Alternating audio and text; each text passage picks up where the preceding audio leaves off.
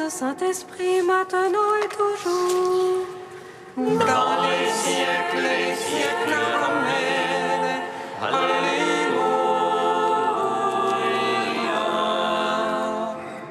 Roi du ciel consolateur, Esprit de vérité, toi qui es partout présent, toi qui remplis tout, trésor de grâce et donateur de vie, viens et demeure en nous. Purifie-nous de toute souillure et sauve nos âmes. Toi qui es bonté.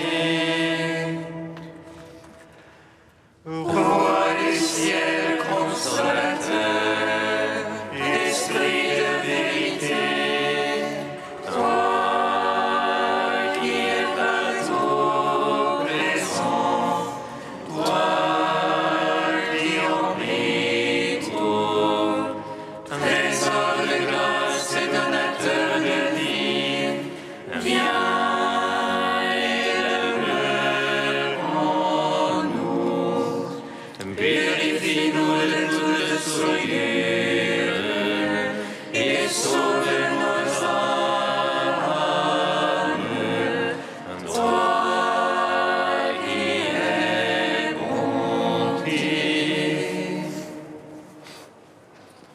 Chers frères et sœurs, dans la suite de notre chemin de la semaine de prière pour l'unité des chrétiens, nous avons aujourd'hui la joie d'accueillir Michel Stavrou. Vous êtes théologien orthodoxe laïque et vous êtes professeur de théologie à l'Institut supérieur d'études écuméniques et à l'Institut de théologie orthodoxe Saint-Serge. Merci pour votre présence, merci de venir prier avec nous et merci pour la parole que vous nous donnerez tout à l'heure. Mon âme languit, et je te cherche avec des larmes, Seigneur. Vois mon affliction, illumine mes ténèbres, afin que mon âme soit dans la joie. Seigneur, donne-moi ton humilité, afin que ton amour soit en moi et que ta crainte vive en moi. Mon âme languit et je te cherche avec des larmes, Seigneur. Vois mon affliction, illumine mes ténèbres, afin que mon âme soit dans la joie. Seigneur, donne-moi ton humilité, afin que ton amour soit en moi et que ta crainte vive en moi. Mon âme languit, et je te cherche avec des larmes, Seigneur. Vois mon affliction, illumine mes ténèbres, afin que mon âme soit dans la joie. Seigneur, donne-moi ton humilité, afin que ton amour soit en moi et que ta crainte vive en moi. Psaume 118, strophe 3. ouvre mes yeux, Seigneur mon Dieu, aux splendeurs de ta parole. Ouvre mes yeux, Seigneur mon Dieu, aux splendeurs de ta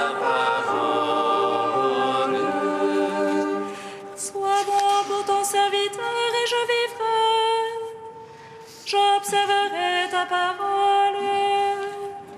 Ouvre les yeux, je regarderai.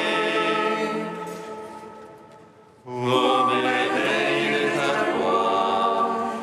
Étranger que je suis sur la terre, ne me cache pas tes ordres. Mon âme se consume à désirer. Entourant tes jugements. Tu t'en prends superbe maudit, qui saute de tes ordres. Décharge-moi de l'insulte et du mépris. Je garde ton témoignage. Que des passes tiennent séance contre moi. Je médite tes volontés. Ton témoignage, voilà mes délices. Tes volontés, mes conseillers. Gloire au Père, au Fils, au Saint-Esprit. Pour les siècles des siècles, Amen. Ouvre les yeux, Seigneur mon Dieu, aux splendeurs de ta parole. Psaume 37. Le Seigneur est ma lumière et mon salut. De qui aurais-je crainte? Le Seigneur est ma lumière et mon salut. De qui aurais-je crainte? Seigneur, ne me châtie pas dans ton courroux. Mon Dieu, ne me reprends pas dans ta fureur. En moi tes flèches ont pénétré, sur moi ta main s'est abattue. Rien n'attaque dans ma chair sous ta colère. Rien de saint dans mes os après ma faute. Mes offenses me dépassent la tête, comme un poids trop pesant pour moi. Mes plaies sont puanteur et pourriture à cause de ma folie. Ravagé, prostré à bout, tout le jour en deuil je m'agite. Mes reins sont pleins de fièvre, plus rien n'attaque dans ma chair. Brisé, écrasé à bout, je rugis en plomb de mon cœur. Ô mon maître, tout mon désir est devant toi. Pour toi, mon soupir n'est point caché. Le cœur me bat, ma force m'abandonne, et même la lumière de mes yeux. Mes amis s'écartent de ma prière, mes plus proches se tiennent à distance. Ils machinent ce qui traque mon âme, tous les jours ils ruminent les trahisons. Mais je suis comme un sourd, je n'entends pas, comme un muet qui n'ouvre pas la bouche. Comme un homme n'ayant rien entendu, qui n'a point de réplique en sa bouche. C'est toi, Seigneur, que je salue, c'est toi qui répondras du mon maître. J'ai dit qu'il ne se gausse de moi, qu'il ne gagne sur moi quand mon pied bronche. Oh, je suis voué à la chute, mon tourment est devant moi sans relâche. Mon offense, oui, je la confesse, je suis anxieux de ma faute. Ceux qui me nuisent à plaisir foisonnent, ils sont légions à m'en vouloir sans cause. À m'attendre le mal pour le bien, à m'accuser quand je cherche le bien. Ne m'abandonne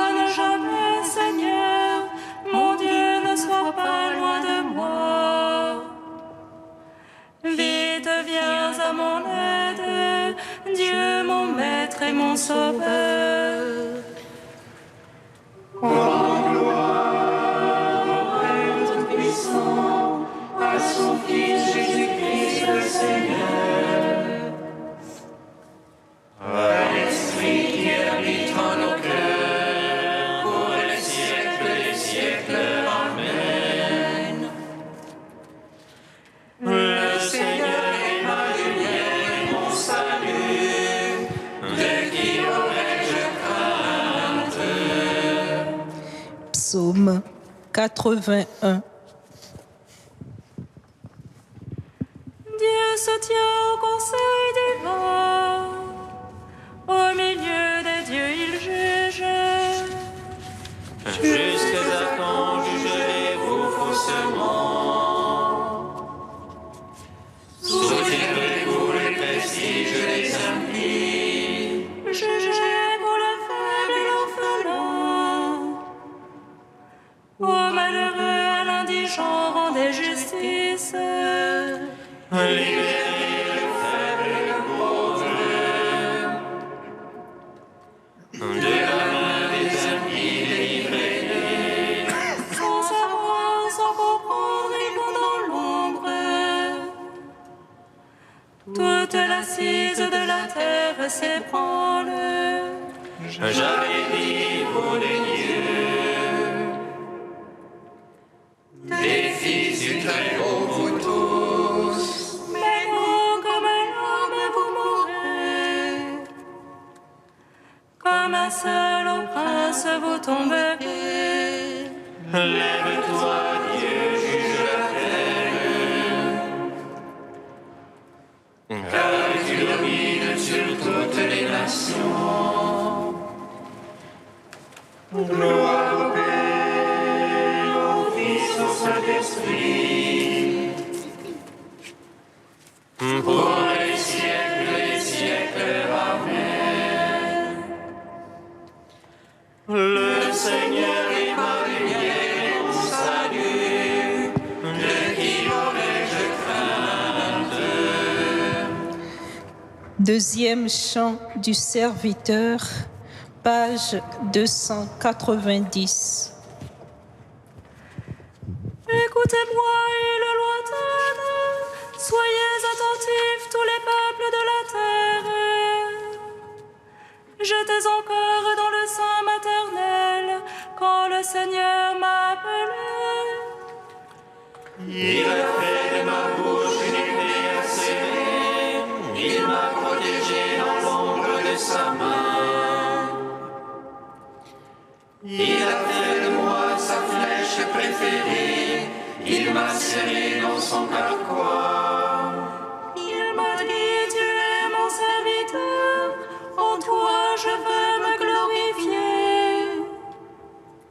Moi je pensais, je me suis fatigué en vain, j'ai en vain usé mes forces. Mais non, mon droit subsistait près du Seigneur, ma récompense auprès de mon Dieu. Aux yeux du Seigneur, j'étais glorifié, et ma force, c'était mon Dieu.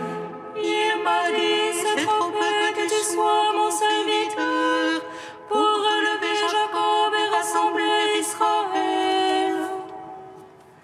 Je veux faire de toi la lumière des nations, un instrument de salut jusqu'aux extrémités de la terre.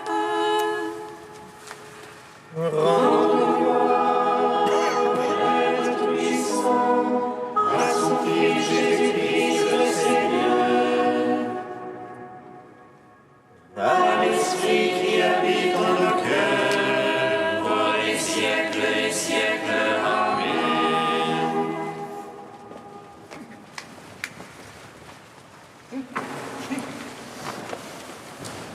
Heureux les humbles, heureux les doux, ils entendent crier le cœur de Dieu.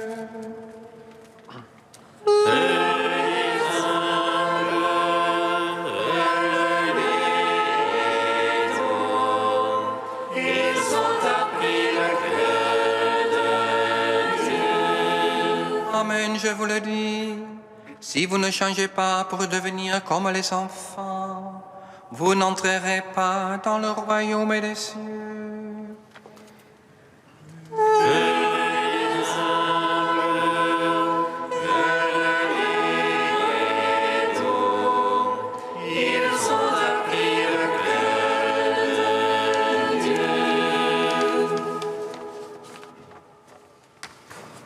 Lecture de l'Évangile de Jésus-Christ selon saint Matthieu. En ce temps-là, les disciples s'approchèrent de Jésus et lui dirent : « Qui donc est le plus grand dans le royaume des cieux ?» Jésus, ayant appelé un petit enfant, le plaça au milieu d'eux et dit : « En vérité, je vous le dis, si vous ne vous convertissez pas, et si vous ne devenez pas comme les petits-enfants, vous n'entrerez pas dans le royaume des cieux. Aussi, celui qui se rendra humble comme ce petit enfant sera le plus grand dans le royaume des cieux. Et celui qui reçoit en mon nom un seul petit enfant comme celui-ci me reçoit moi-même. Mais si quelqu'un scandalisait un de ces petits qui croient en moi, il vaudrait mieux pour lui qu'on suspendît à son cou une meule de moulin et qu'on le jetât au fond de la mer. Louange à toi, ô Dieu vivant. Gloire et louange à toi, ô Dieu vivant.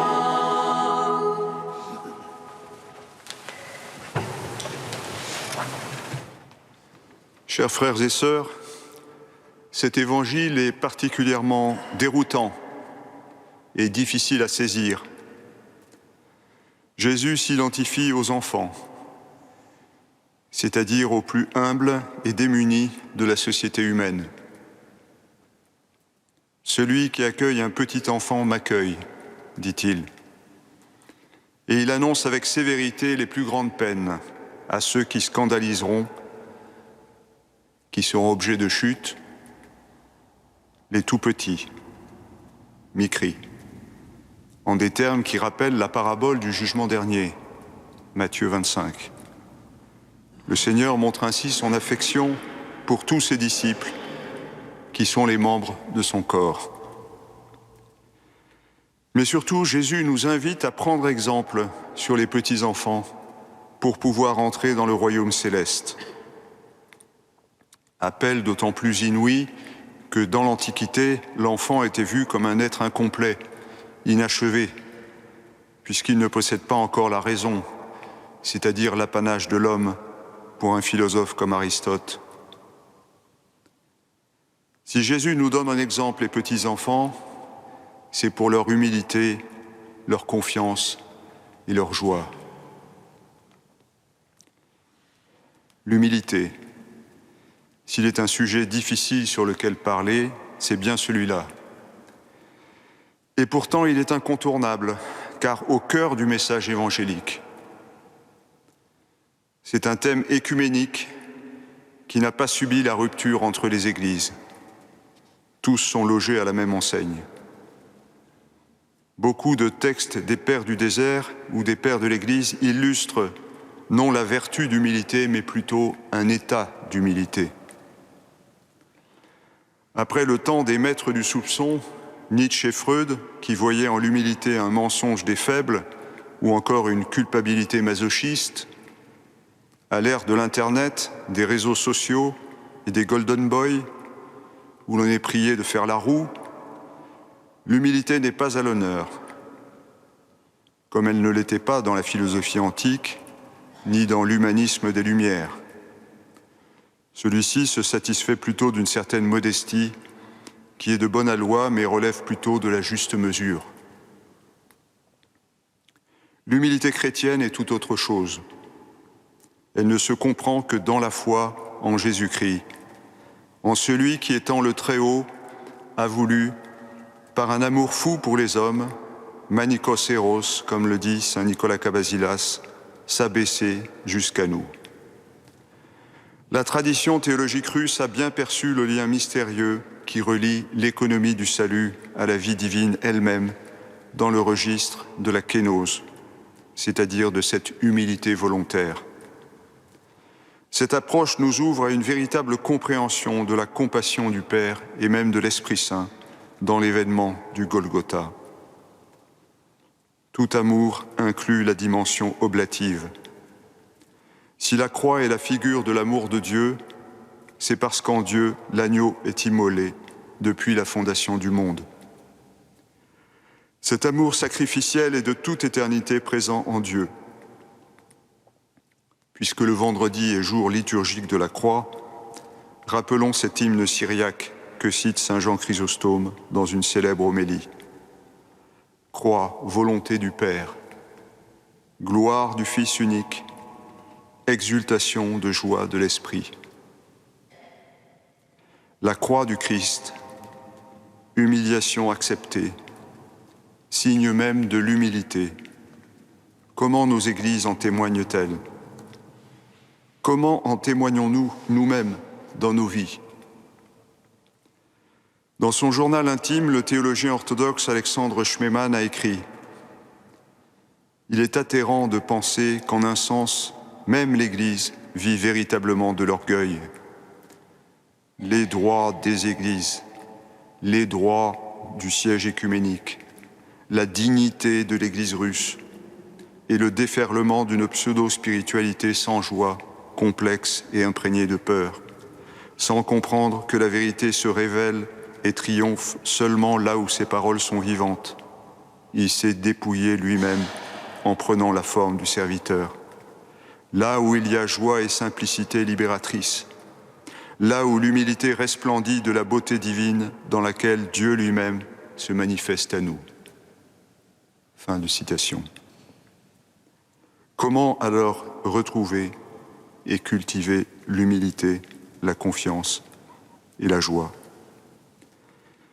L'humilité n'est pas une vertu dont Jésus voudrait nous donner l'exemple, mais un véritable chemin qui nous rapproche de Dieu.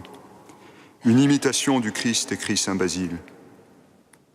Elle préside au combat mené par un cœur broyé.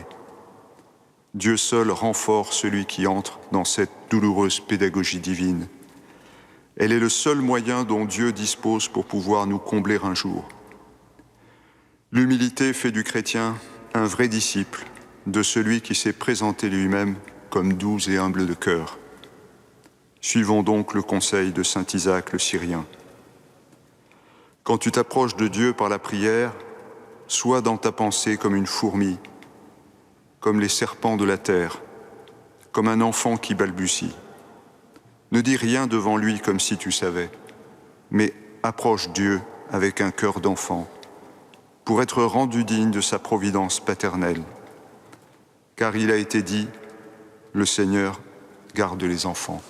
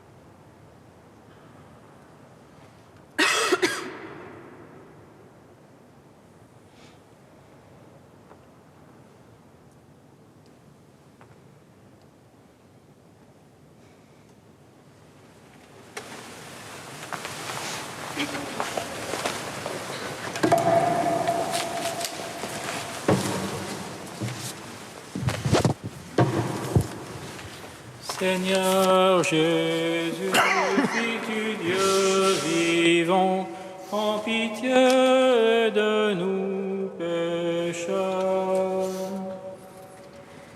Seigneur Jésus, Fils du Dieu vivant, en pitié de nos pécheurs.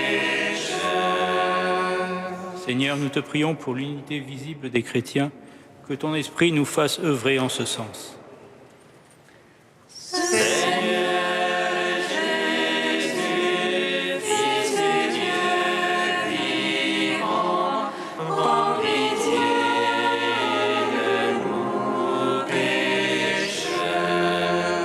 Seigneur, nous te prions pour que les échanges théologiques fassent progresser les différentes églises vers une meilleure compréhension mutuelle.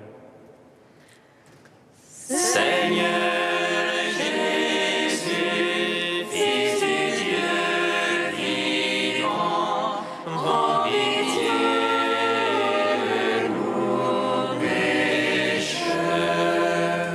Seigneur, nous te prions pour que l'amour pour Marie que nous avons en commun nous porte à une unité retrouvée.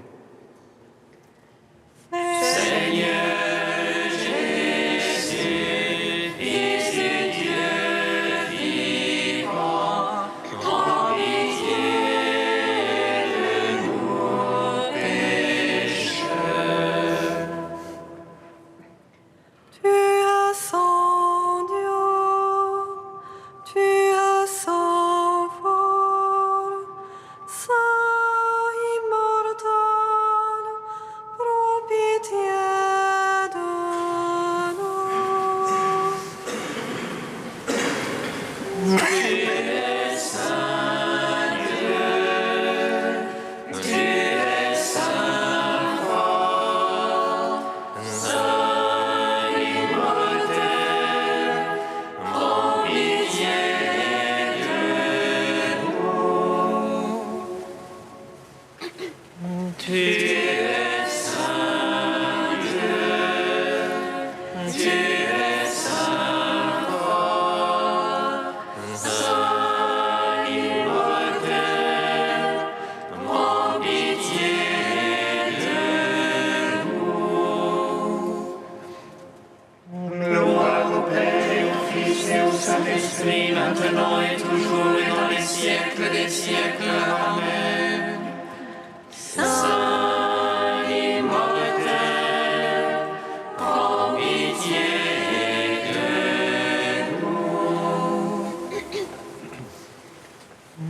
Tu es saint Dieu, tu es saint fort, saint immortel, prends pitié de nous. Ô Père, dans ton Christ doux et humble de cœur, tu nous montres le chemin de l'humilité, le chemin de l'unité. Nous te prions. Notre Père qui es aux cieux, Que ton nom soit sanctifié, que ton règne vienne, que ta volonté soit faite sur la terre comme au ciel. Donne-nous aujourd'hui notre pain de ce jour. Pardonne-nous nos offenses, comme nous pardonnons aussi à ceux qui nous ont offensés. Et ne nous laisse pas entrer en tentation, mais délivre-nous du mal. Car c'est à toi qu'appartiennent le règne, la puissance et la gloire pour les siècles des siècles. Amen.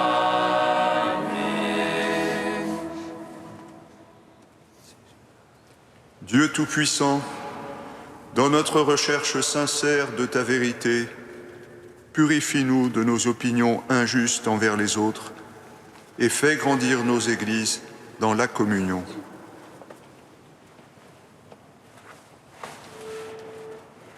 Bénissons le Seigneur.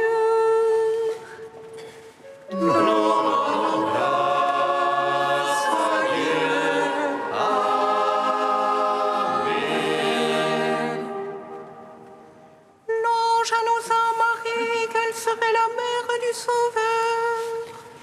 Et elle conçut de l'Esprit Saint. Réjouis-toi, Marie pleine de grâce, le Seigneur est avec toi. Tu es bénie entre les femmes et Jésus, le fruit de ton sein, est béni. Voici la servante du Seigneur. Qu'il me soit fait selon ta parole. Réjouis-toi, Marie pleine de grâce, le Seigneur est avec toi. Tu es bénie entre les femmes et Jésus, le fruit de ton sein, est béni. Et le Verbe s'est fait chair. Et